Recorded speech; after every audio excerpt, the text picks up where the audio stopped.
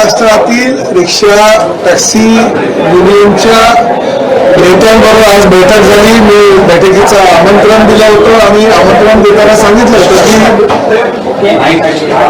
जे रिक्षा चालक आहे, टॅक्सी चालक आहे, त्यांना मराठी अनिवार्य आहे ही राज्य शासनाची भूमिका आहे आणि त्या भूमिकेशी तुम्ही सहमत आहात का? तर त्यांनी प्रत्येकाने सांगितलं की ह्या भूमिकेशी आम्ही सहमत आहोत, परंतु काही त्यांच्या मागण्या होत्या।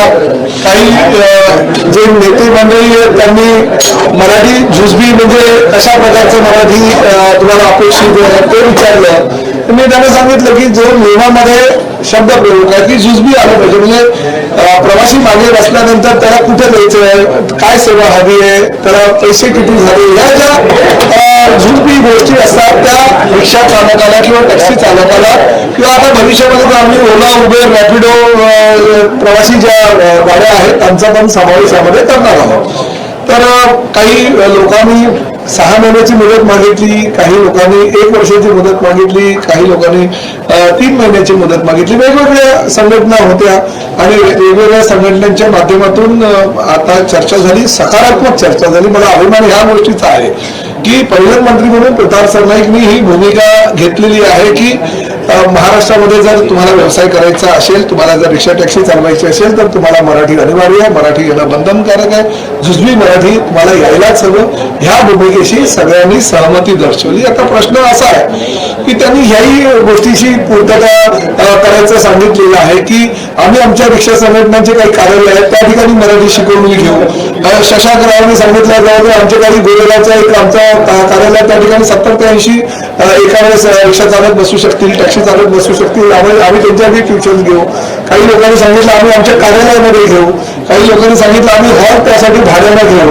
म्हणजे हाजी अराफत शेख किंवा बाकीचे जे काही हे नेते मंडळी आलेले प्रत्येकाने प्रत्येकाची भूमिका स्पष्ट केली आणि भूमिका स्पष्ट करताना त्यांचं असं म्हणणं होतं की आमच्या रोजीरोटीवर कुठेही पाय आला नाही पाहिजे, रोजीरोटी कुठेही बंद झाली नाही पाहिजे आणि त्या पद्धतीची जर तुमची भूमिका असेल तर ते आम्हाला मान्य आहे। आणि आम्ही त्यांना सांगितलं की शेवटी राज्य शासन आहे, देशातलं प्रगत राज्य म्हणून परिचित आहे। मुख्यमंत्री आणि दोन्ही उपमुख्यमंत्री अतिशय चांगल्या प्रकारचं काम करत असताना रोजगार निर्मिती हे आमचा पहिला उद्देश आहे आणि त्या माध्यमातून देशामध्ये रोजगार निर्मितीचं पहिलं राज्य करण्याचा आमचा मानस आहे।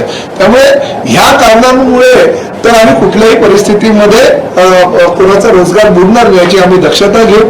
परंतु शेवटी तुम्ही जर असं म्हणाल की नाही आम्ही महाराष्ट्रात राहू, व्यवसाय करू, आम्ही रिक्षा चालू, आम्ही टॅक्सी चालू, परंतु आम्ही कुठल्याही परिस्थितीमध्ये हिंदीमध्येच बोलणार, मराठी बोलणार नाही हे चालणार नाही। आणि जे माझी भूमिका त्या भूमिकेशी ते स्पष्टपणे सहमत होते। त्यांनी मुदत मागितलेली आहे आणि मुदत मागत असताना सुद्धा त्यांनी जबाबदारी सुद्धा घेतलेली आहे की आम्ही साहित्य परिषद म्हणजे कोकण मराठी साहित्य परिषद यांनी सांगितलेलं आहे की आम्ही आमच्या 72 शाखांमध्ये मराठी शिकू।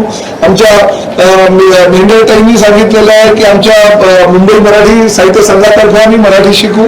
त्यांचं सुद्धा ज्ञान जे आहे, त्यांची सुद्धा मदत जी आहे ती घेण्याची भूमिका या सर्वांनी ठरवलेली आहे। मी त्यांचं मनापासून आभार व्यक्त केला आहे आणि त्यामुळे आमच्या भूमिकेशी, राज्य शासनाच्या भूमिकेशी सर्व रिक्षा टॅक्सी युनियनचे नेते तयार आहेत की आमच्या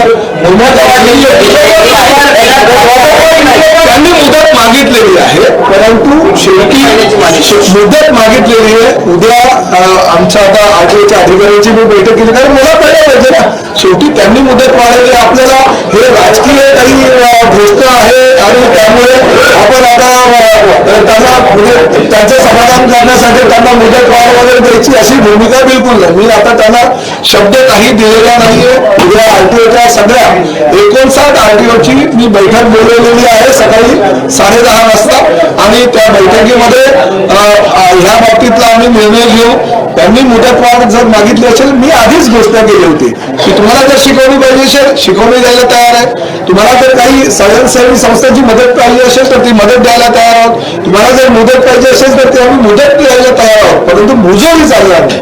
आम्ही व्यवसाय करू, धंदा करू, परंतु आम्ही मराठी बोलणार नाही, ही जर भाषा तुमची असेल तर ती भाषा परिवहन मंत्री म्हणून मी सहन करतो. त्यांची भूमिका जी आहे आता मुदतवाढ दिलेली नाही, परंतु त्यांना मी सांगितलेलं आहे की सकारात्मक आम्ही भूमिका घेऊ. फक्त उद्या आमच्या आरटीओच्या अधिकाऱ्यांच्या बैठकीमध्ये त्या बाबतीतला आम्ही निर्णय घेऊ आणि पुढे करू. एक गोष्ट मी तुम्हाला सांगतो, मुदतवाढ ही त्यांनी मागितलेली, आमची द्यायची तयारी आहे, पण फक्त आता किती वेळ द्यायचा, किती काळासाठी द्यायचं, कारण काय मुदतवाढ जमणार नाही. कारण आजच्या बैठकीमध्ये कोणी 3 महिन्याची मागितलेली आहे, कोणी 6 महिन्याची मागितलेली आहे, कुणी 1 वर्षाची मागितलेली आहे. शेवटी आम्हालाही ठरवावं लागेल. फक्त ही राजकीय घोषणा नको.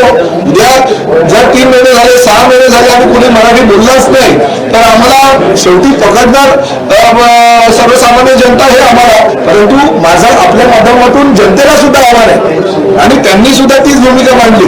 जर ड्रायव्हर आणि म्हणजे टॅक्सी ड्रायव्हर किंवा रिक्षा ड्रायव्हर हा हिंदी आहे, हिंदी भाषिकच आहे असं समजून प्रवाशांनी सुद्धा त्यांच्यावर हिंदीमध्ये संवाद साधणे योग्य नाही. जबाबदारी प्रवाशांची सुद्धा, प्रवाशांनी सुद्धा त्यांच्याबरोबर मराठीमध्ये संवाद जर साधला तर 70% काम इकडेच आमचं संपलं.